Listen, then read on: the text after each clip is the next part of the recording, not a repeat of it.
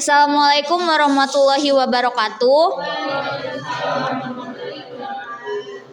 Perkenalkan, kami dari kelompok 2 dengan nama kelompok EcoWise akan mempresentasikan proposal mengenai produk ramah lingkungan yang kita pilih. Sebelumnya perkenalkan, nama saya Yunita. Nama saya Andi Nurani Sagita. Saya Azhar Saputra. Yang pertama saya akan menjelaskan latar belakang kenapa kita memilih produk plastik berbahan dasar dari singkong. Karena yang kita tahu plastik konvensional itu menjadi salah satu ancaman besar bagi lingkungan karena membutuhkan waktu yang sangat lama untuk terurai, sehingga menimbulkan pencemaran pada tanah dan juga air. Dan berdasarkan Kementerian Lingkungan Hidup dan Kehutanan, Indonesia itu menghasilkan sampah sekitar 64 juta per tahunnya.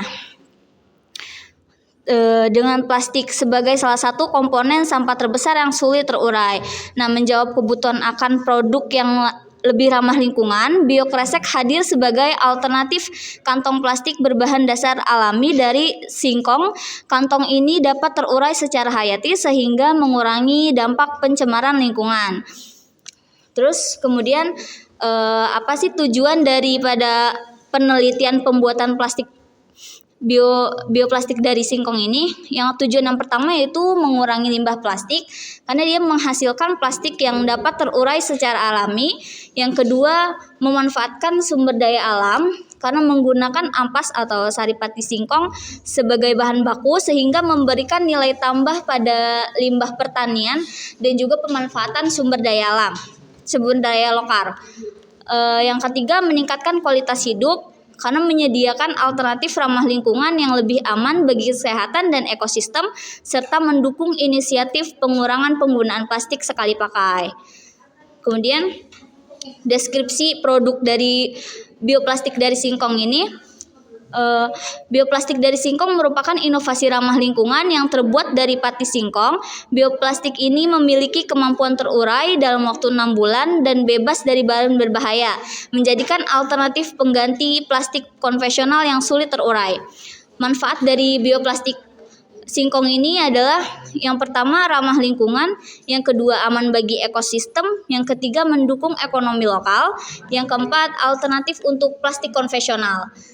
Selanjutnya, Dan untuk bahan-bahan yang dibutuhkan untuk membuat bioplastik dari kulit singkong ini, pertama ada kulit singkong, larutan garam, asam laktat, dan polivinil alkohol. Sedangkan untuk alatnya ada wadah, oven, dan juga blender. Sedangkan untuk cara pembuatannya dimulai dengan mencuci kulit singkong hingga bersih, kemudian merendamnya dalam larutan garam untuk menghilangkan senyawa berbahaya seperti sianida. Setelah itu kulit singkong dijemur hingga kering lalu digiling hingga menjadi tepung halus. Tepung ini kemudian dicampur dengan asam laktat untuk meningkatkan daya tahan panas. Selanjutnya, PVA ditambahkan untuk memberikan kelembutan dan elastisitas pada bioplastik. Setelah semua bahan tercampur, adonan dicetak dan dikeringkan dalam oven hingga siap digunakan. Dan untuk biaya produksinya, total bahan yang dibutuhkan untuk satu batch bioplastik sekitar Rp82.340.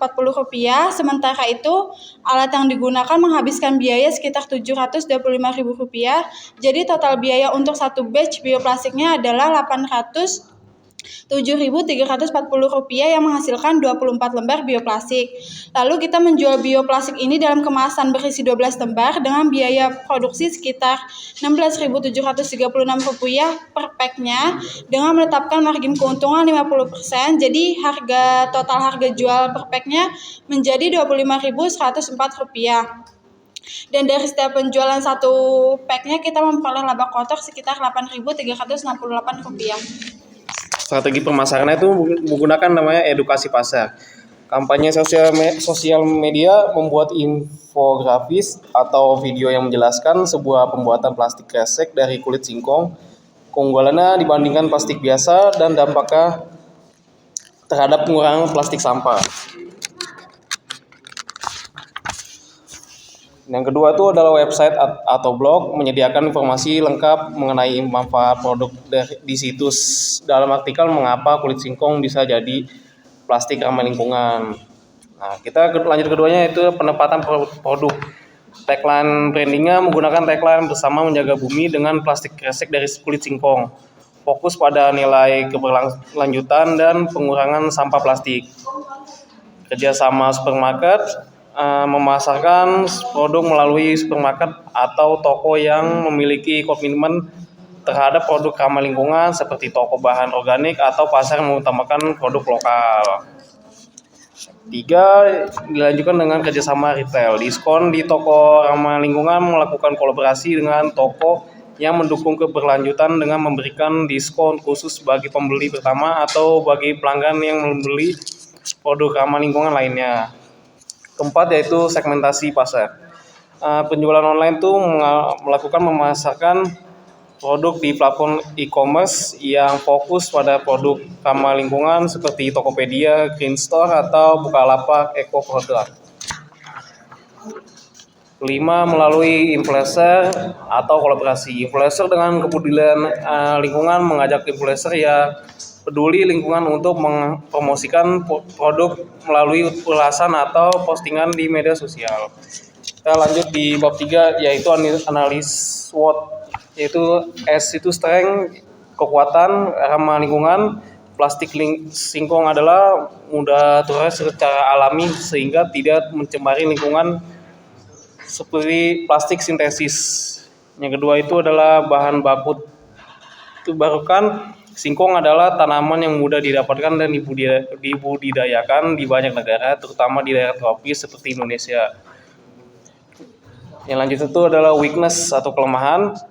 Daya tahannya kurang, plastik singkong tidak sekuat dan setahan lama seperti plastik sintesis, sehingga kurang cocok untuk penggunaan berat atau jangka panjang.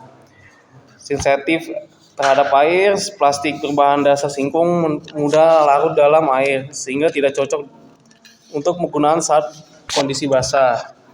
Yang ketiga itu opportunities atau peluang, meningkatkan kesadaran lingkungan. Semakin banyak masyarakat yang peduli terhadap lingkungan dan mencari alternatif plastik konvensional, yaitu dilakukan dengan dukungan pemerintah. Banyak pemerintah mendukung inovasi ramah lingkungan dan bisa memberikan subsidi atau insentif untuk produk biodegradable. Threats atau ancaman,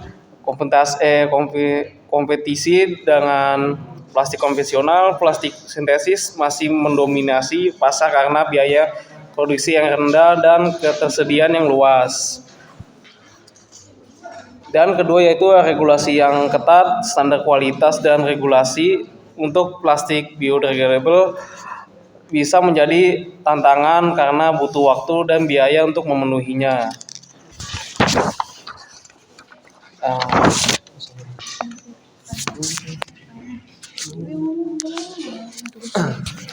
Baik, itu saja untuk presentasi kita dari kelompok 3 tentang kelompok 2, maaf.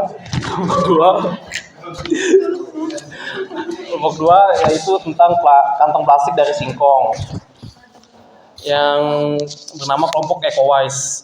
Baik teman-teman, apakah ada pertanyaan? Perkenalkan, nama saya Clara Freddy, perwakilan dari kelompok 5 ingin bertanya bagaimana kebijakan pemerintah dapat mendukung pengambilan dan penggunaan kantong plastik berbahan dasar singkong. Perkenalkan, saya Dia dari kelompok 9 ingin menanyakan bagaimana cara menguraikan kantong plastik dari singkong tersebut, terus juga apa kelemahannya dan biaya untuk membuatnya apakah lebih mahal dari kantong plastik biasa atau enggak. Udah itu aja. Tanya, apa saja keterbatasan bioplastik dari singkong ini? Kayak misalnya, apakah ada kondisi khusus yang harus dihindari? Saya mau menjawab pertanyaan dari Clara Anggriani tentang bagaimana kebijakan pemerintah dapat mendukung penggunaan kantong plastik berbahan dasar singkong. Yang pertama, pemerintah bisa memberikan subsidi atau insentif pajak kepada produsen kantong plastik berbahan dasar singkong untuk menekan biaya produksi sehingga harga produk lebih terjangkau.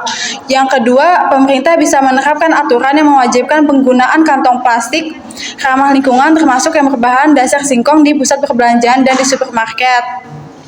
Yang ketiga, pemerintah bisa mengadakan kampanye untuk meningkatkan kesadaran masyarakat akan manfaat penggunaan kantong plastik berbahan dasar singkong sebagai alternatif yang ramah lingkungan. Dan yang keempat, pemerintah juga bisa mendukung riset untuk meningkatkan kualitas dan daya tahan bioplastik berbahan dasar singkong sehingga lebih sesuai dengan kebutuhan konsumen. Dan yang terakhir, pemerintah juga bisa mendorong kerjasama dengan industri agar lebih banyak produsen menggunakan bahan dasar singkong dalam produk plastik mereka. Clara, cukup? Saya akan menjawab pertanyaan dari Kadia, yaitu bagaimana cara menguraikan kantong plastik dari singkong dan apa kelemahan dan biayanya, apakah lebih mahal dari plastik biasa? Oke. Untuk kelemahannya karena plastik singkong tidak sekuat dan tahan lama seperti plastik sintetis atau plastik biasanya, sehingga kurang cocok untuk penggunaan berat atau jangka panjang.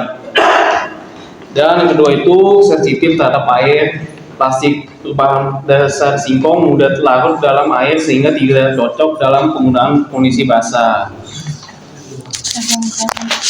Untuk cara penguraiannya itu, bioplastik dari singkong bisa terurai secara alami ketika dibuang ke lingkungan, terutama di tempat yang lembab dan memiliki bakteri yang bisa memecah plastik.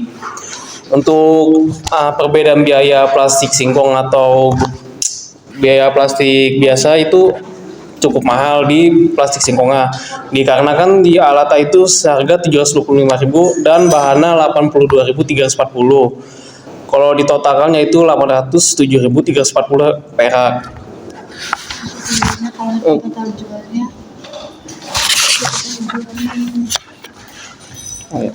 Untuk harga total perjual per pack itu 25.104 pack per packnya. Nah, bagaimana Kak dia? Terima kasih. Berikutnya saya akan menjawab pertanyaan dari Kofifa. Apa saja keterbatasan bioplastik ini? Misalnya, apakah ada kondisi khusus yang harus dihindari? Jawabannya, keterbatasan bioplastik berbahan dasar singkong meliputi kekuatan tarik rendah, daya serap air tinggi, kondisi suhu khusus, dan keterbatasan fleksibilitas. Terus kondisi khusus yang harus dihindari mungkin menghindari kondisi ekstrim dan memastikan penggunaan bahan tambahan yang tepat sangat penting untuk meningkatkan performa bioplastik ini. Ya, tutup. Sekian dari kelompok kami, kurang lebihnya mohon maaf. Wassalamualaikum warahmatullahi wabarakatuh.